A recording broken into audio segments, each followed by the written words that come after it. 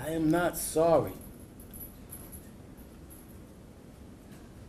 for something I didn't do, and I am not sorry for the things I did do. Mr. Oneal, All right. Listen, stop. All right. Listen to me. I'm not You're not going to raise your voice again. I'm not going to raise my voice again. I'm not. I will have you removed from this courtroom. I can sentence you without you being present. Yes, ma'am. You don't conduct I yourself. understand, Your Honor. Thank you.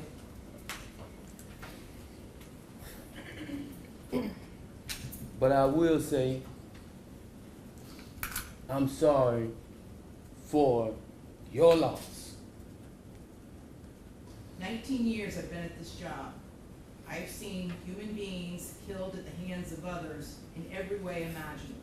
You name it, I've seen it. Shootings, stabbings, drownings, suffocatings, blown apart by cars in DUI manslaughter cases. Horrible things. This is the worst case I have ever seen as far as the facts go.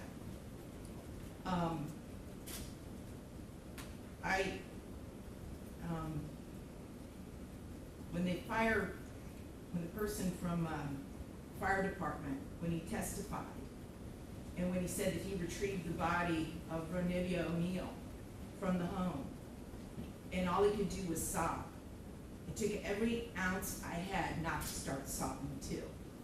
Because there is no way any person with any feeling could have witnessed or seen the photos of what occurred that night and not be haunted for the rest of your life. I know I will be. For the rest of my life, I'll be haunted by what I saw as far as the evidence and just the abject cruelty of it all. The abject cruelty.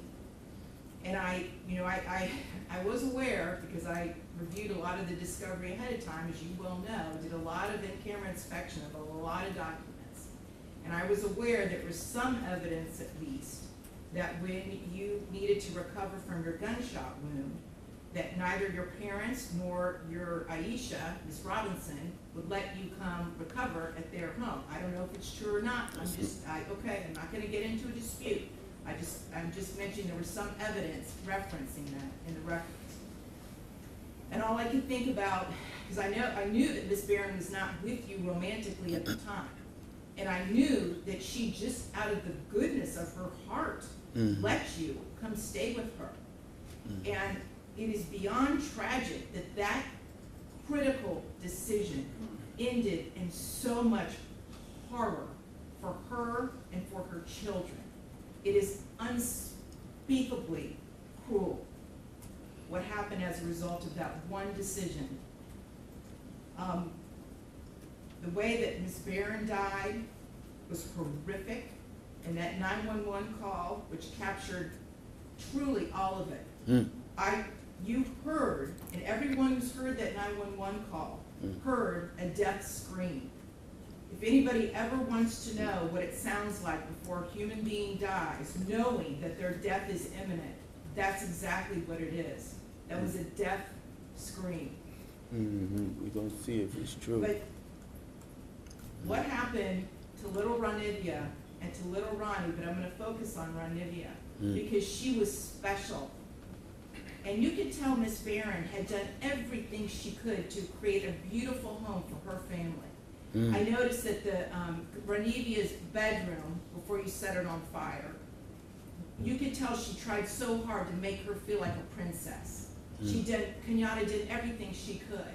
And I noticed too in the kitchen, on the refrigerator, she put up magnets that said faith, love, family, hope.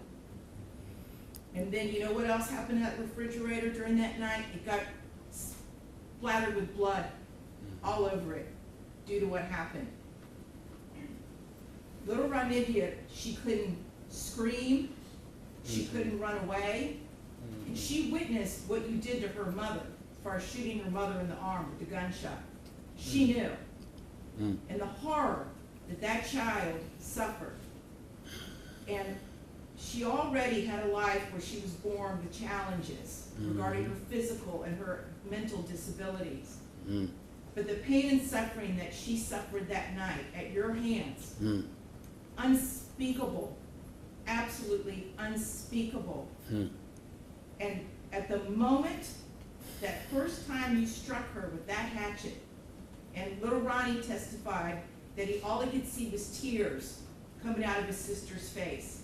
At that moment, that child knew, she knew she was being betrayed in the cruelest, most tragic and sorrowful way that a child could ever be betrayed. She was being betrayed by her parent, the one person that should be there to protect their children and love them and keep them from harm. And that was the last thing that child felt before she passed on from this earth, was your utter, cruel betrayal to her.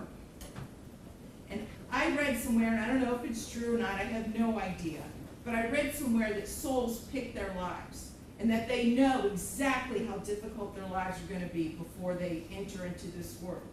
And I don't know if that's true or not, but if it is, Ronnie Oneal is one of the bravest souls I have ever come across in my 54 years on this planet. One of the bravest ever, ever, because she suffered so traumatically.